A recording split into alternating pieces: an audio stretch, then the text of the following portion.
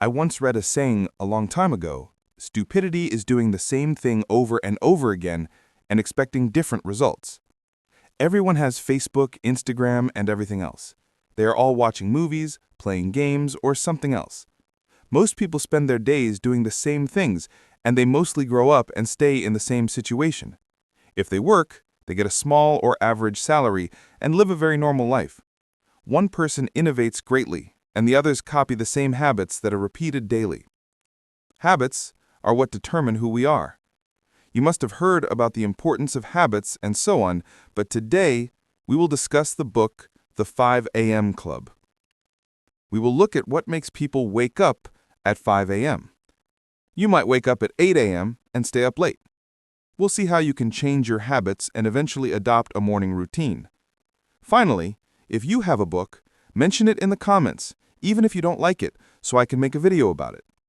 The video is about 5 a.m., but we must clarify, you can wake up at 9, 8, or even 4 a.m. if you can't manage 5 a.m., but 5 a.m. is better.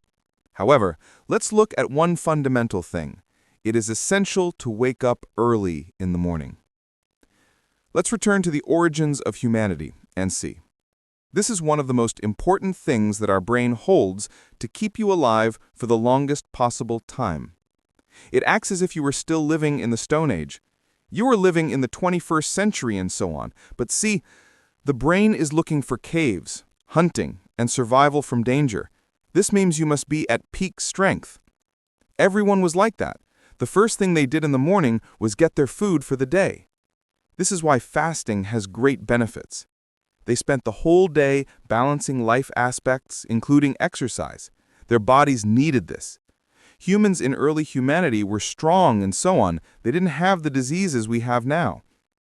But as time advanced, man began to stray from his nature. The world advanced, but the most important thing to maintain health is to return to your origin. This is a solid fact. They didn't have dinner. The first meal was lunch, and they didn't watch anything. This is a practice that the Prophet Muhammad, peace be upon him, spoke of. In Islam, there was this habit. People would sleep at night and generally start their morning at 5 a.m. They would wake up after that, but 5 a.m. is the average. If you wake up every day at 5 a.m., you start your day by achieving the thing your brain needs the most, returning to its origin.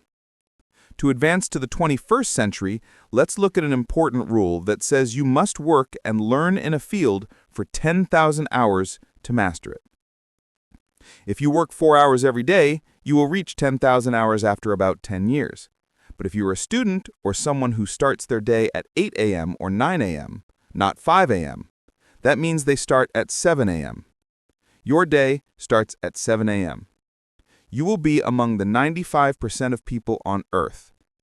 Among the sayings the author mentioned that I liked is, you will be among the top 5% of achievers, and the 95% will be the others. If your day starts at 7 a.m., for example, you have 1 hour in the morning alone. If you work or read during that hour, you are ahead of others who wake up at 6 or 7, because at 5 a.m. you have about 4 hours entirely to yourself. I can't say that 1 hour of work or 1 hour of reading is enough.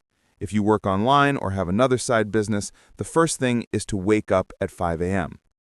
Just the time itself, your brain is 100% focused compared to any other time, which in my opinion is the most important thing you should know.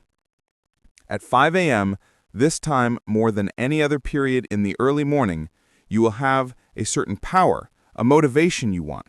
At 5 a.m., the ideas come easily if you have a strong desire to achieve it. The decisions you make in the morning will stick. Why? Because the prefrontal cortex is not like other times, but I'll try to keep the video scientific so anyone can apply these ideas. Start small, not big. For example, if you are someone who wants to maintain their health, if you fail, you generally count that as a failure. Afterward, one small thing leads to another. You failed to maintain your health, and you mess up a healthy meal completely. One small slip-up makes you see yourself as a failure, which affects the whole day. But when you wake up at 5 a.m., You start to see yourself as a successful person who can achieve an accomplishment in the morning, one thing after another, which is a person who has control over their life. This is one point.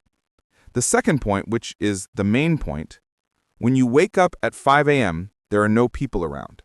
This quietness makes you feel in control of your life. It makes you see yourself and think about yourself at 5 a.m. and stay awake. It makes you see where your life is going. This is where you start to hold yourself accountable a bit. You have enough time in the morning and no one is asking anything of you. You know how to use that time in the morning and you will gain the whole day and consequently your whole life. You will have a morning routine that we will look at. The morning routine is what sets the path for your day. Let's start with the victory hour, which is the first hour, 3 20-minute segments. 20 minutes, 20 minutes, 20 minutes. First 20 minutes, movement or exercise. The author says you must exercise. In ancient times, humans started the day with an effort before even having breakfast. When you just wake up, you can make a great effort in those 20 minutes. The important thing is that the blood flows to the brain. A good solution is a cold shower. The more you wake up, the better.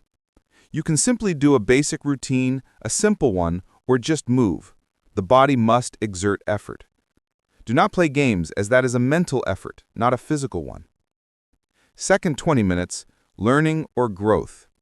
The author says if you want to, you can do 10 minutes or a quarter of an hour at most of something that enhances your mental capacity. Do something new, a book, a video, a lecture. Third 20 minutes, contribution or review. The author advises using it for writing. He saw it as a task that requires focus, effort, and thinking. It could be journaling. A simple, repetitive task is best to start with upon waking. Writing takes less time and is done in a better way. We'll leave the exercises for the morning. So, you now know why you should wake up early in the morning, but how do you wake up? We will discuss the difficulty of waking up.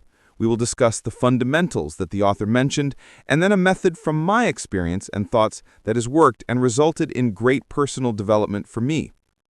The first thing I will tell you, which the author or anyone talking about sleep will tell you, is about the sun, which is responsible for melatonin secretion.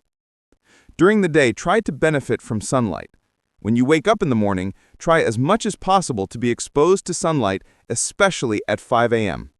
And on the other hand, try at night around 10:30 to turn off your phone or music.